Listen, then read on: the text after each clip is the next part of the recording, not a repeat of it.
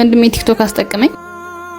እፎይ እንዴት ሆነ በእናት አማኑኤል ቤተክርስቲያን አመጣጤ ጓደኛዬን ለመጠበቅ በዛውም ለመሳለም ቢሆንም እሱ እስኪመጣ ግን ቲክቶክን እየጎረጎርኩ ሳለ ነበር። ወንድሜ ቲክቶክ አስጠቀመኝ። እፎይ እንዴት ሆነ በእናት ጆን ዳንኤልን ታውቃለህ? እሺ ሞጣ ቀራኒዮንስ ታውቃለህ? አዎ አውቀዋለሁ። ይቅርታ ችግር አለ? አይ ችግር የለም። እሺ መጽሐፈ መክብብ ምዕራፍ 12 ቁጥር 1 ምን ይላል? አራላቀው ይሄ ነው እንግዲህ ችግር። አየህ ቅድም የጠራኋቸውን ሁሉ የምድር ታዋቂ ሰዎች ታውቃቸዋለህ። ሁሉን የሚያውቅ እግዚአብሔርን ቃል ግን አታውቅም። ይሄን የቲክቶከር እድሜ የተከታያቸውን ብዛት ብጠይቅ ሰዓቱም አይበቃ። መጽሐፍ ቅዱስ ላይ ግን የለክም። ወጣቱ ሁሉ ቴክኖሎጂ ላይ ተጥዶ ከፈጠረው ጊዜ ርቅፍ ጠፍቷል።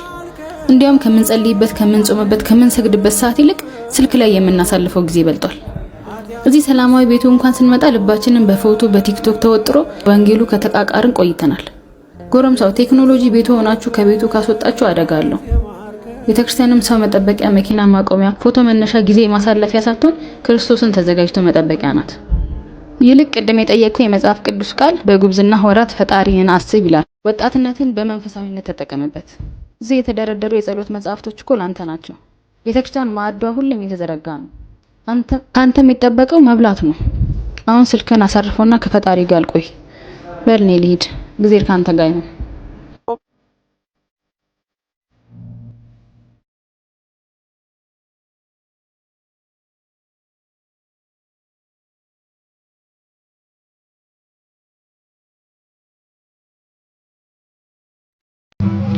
የሰው ልጅ ልማር ካለ በትህትና ዝቅ ብሎ እንደ ቅዱስ ያሬድ ከትል ይማራል።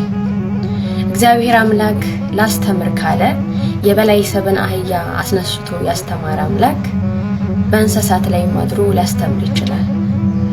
እናም በክርስቶስ ኢየሱስ ክርስቲያን የተባላችሁ፣ ክርስቲያን ማለት ክርስቶስን የሚመስል ስለሆነ የቃልን ሰው መሆን ያመናችሁ፣ ተዋህዶ የተባላችሁ የተዋህዶ ልጆች አንድ ነገር ምላችሁ ነገር ቢኖር በህይወት ዘመናችሁ በህይወተ ስጋ ስትኖሩ የተፈጠራችሁበትን ዓላማ ሳትኖሩ እንዳታልፉ፣ ሳትኖሩ ወደ እግዚአብሔር እንዳትሄዱ፣ ሳትኖሩ በእግዚአብሔር የፍርድ ወንበር እንዳትቀመጡ። ይህም ማለት ምን ማለት ነው? ንስሐ ሳትገቡ እንዳትሞቱ። በህይወታችሁ ውስጥ ስትኖሩ ለስጋችሁ በጣም ብዙ ሰዓት ቆመን እንሰራለን። በጣም ብዙ ሰዓት ለስጋችን ዋጋ እንከፍላለን፣ እንሮጣለን፣ አንተኛም። ብዙ እንቅፋቶችን ብዙ ጣውረዶችን ለስጋችን ስንል ባህርን አቋርጠን ወደ ስደት የመጡ ይኖራሉ። በሀገር ውስጥም ሆነ ደግሞ ብዙ መከራና ስቃይ እያሳለፉ ያሉ ብዙ ሰዎች አላችሁ አለን። በዚህ ሁሉ ውስጥ ለስጋችን ነው የምንሮጠው፣ ግን የነፍሳችን ነገር ብዙ ጊዜ ቸል እንለዋለን እና በህይወታችሁ ስትኖሩ የተፈጠራችሁበትን ዓላማ ረስታችሁ የእግዚአብሔርን ይቅርታና የምህረት ፊት ሳታዩ እንዳትሞቱ። እኔ ዘውትር ስብከቴ ቢሆን የዘውትር ንግግሬ ቢሆን ብዬ ለሰው ልጅ ምን ትመክሪያለሽ ወይም ምን ቢሆንልሽ ደስ ይልሻል? በህይወት ዘመንሽ ምን እንዲደረግልሽ ትፈልጊያለሽ? እግዚአብሔር አምላክ ምን ቢያደርግልሽ ደስ ይልሻል? ወይም እግዚአብሔር አንድ ነገር ጠይቂ ወይም ሁለት ነገር ጠይቂ እና ላድርግልሽ ብሎ ቢለኝ የሰው ልጅ ንስሐ እንዲገባ ልቦናውን እንዲመልስለት ብዬ ነው የምለው። ምክንያቱም በዚህ ዓለም ላይ የምንኖረው ጥቂት ዓመታት ነው። ቢያንስ 70 ቢበዛም 80 እንዳለ ቅዱስ ዳዊት። ከዛ የተረፈው ወይም ከዛ የሚበልጠው ደግሞ የድካም የእንግልት በሰዎች እጅ የምንወድቅበት የሰዎችን እርዳታ የምንፈልግበት የእድሜ ክልል ነውና በሰው እጅ ሳንወድቅ ያውም በጉብዝና ወራት እግዚአብሔርን ማግኘት፣ እግዚአብሔርን መቅረብ፣ ወደሱ መጠጋት፣ በንስሐ መመላለስ፣ በስጋው ደግሞ መታተም፣ ይህ መመረጥ፣ ይህ መታደል፣ ይህ ከእግዚአብሔር አምላክ ዘንድ የሚያስገኝ የይቅርታ ጊዜ እንዳያልፋችሁ እግዚአብሔርን እወቁት። ይሄ ማወቅ ሲባል እግዚአብሔር ታውቆ የሚጨረስ አምላክ አይደለም። ረቂቅ የሆነ ሊመረመር የማይችል አምላክ ቢሆንም ግን በእኛ ልክ ደግሞ እግዚአብሔር አምላክ ተለክቶ ተሰፍቶ ዕውቀቱን ጥበቡን በገለጸን ልክ በእኛ ውስጥ አለ። ብዙዎቻችን እናስተምራለን ወይ ለሌሎች ልንመክር እንችላለን እንናገራለን፣ ግን የኛ ህይወት ምን ላይ እንዳለ ደግሞ ብዙ ጊዜ ቻል ብለን ነው የምንኖረውና እባካችሁ ክርስቲያን የሆናችሁ የተጠመቃችሁ ወንድምቶቼ፣ ወጣቶች የሆናችሁ እናት አባቶቼ፣ እህት ወንድሞቼ ሁላችሁም በንስሐ ውስጥ ተመላለሱ። የእግዚአብሔርን ፍቅሩን እዩት፣ የእግዚአብሔር ቸርነቱን ቅመሱት፣ ርህራሄውን እዩት። በእግዚአብሔር ፍርድ ወንበር ስትቀመጡ ንስሐ ለምን አልገባሽም ሳይሆን እግዚአብሔር አምላክ ለምን ኃጢአትን ሰራሽ ወይም ለምን ኃጢአትን ሰራ ሳይሆን ለምን ንስሐ አልገባህም ለምን ንስሐ አልገባሽም የሚል ነው የሚጠይቀን።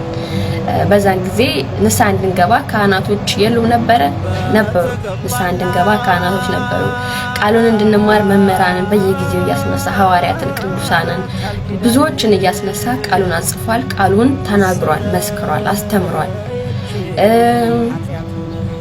ቃሉን አንብበን እንድንረዳ ደግሞ ነቢያትን ሐዋርያትን እያስነሳ መጽሐፍትን አጽፏል፣ ቅዱስ መጽሐፍን አጽፏልና ምንም ለመከራከሪያ የማይሆን መፍትሄ የሌለን እንዳንሆን በእግዚአብሔር ፊት ጊዜ ባላችሁ ሰዓት ነገ አይደለም የመዳን ቀን ዛሬ ነው፣ ከዛሬም ደግሞ አሁን ነው የሚለው ቃሉ እና ባላችሁ ጊዜ በተሰጣችሁ ዘመን በተለይ ደግሞ ቤተክርስቲያን የምታገኙ ቤተክርስቲያን ቅርባችሁ ያለ ሰዎች ነገ ከነገ ወዲያ ቆይ እስኪ እድሜ እስኪሸመግል ቆይ ገና ነኝ ቆይ አልወለድኩም ቆይ አላገባሁም በሚል ተልካሻ ምክንያት ድንገት የምትሞቱበትን ቀን አታውቁምና ከእግዚአብሔር ዘንድ ምሕረትን ሳታገኙ ከዚህ ዓለም በሞት እንዳትለዩ እንደ ታናሽ እህት በእውቀትም በእድሜም እንደ ታናሽ እህት ሳልናገር አላልፍም። የዘውትር ስብከቴ ቢሆን ደስ ይለኛል። ምክንያቱም ነገ ለፍርድ ስንቀርብ ያለው ነገር ይታየኛል። በእግዚአብሔር ፊት ምን ልንመልስ እንችላለን? አንደበታችን ዲዳ ነው የሚሆነው የፍርድ ወንበር ላይ ስንቀመጥ፣ የዕዳ ደብዳቤያችን ሲነበብ፣ የሰራነው በደል በእግዚአብሔር ፊት ሲታወቅ እና ንስሐ ሳትገቡ እንዳትሞቱ አደራ አደራ አደራ። ተማሪ ያለው እንደ ቅዱስ ያሬድ ከትል ይማራል። ተናገረ ካለም እግዚአብሔር በእንስሳት ላይ አድሮ ይናገራል።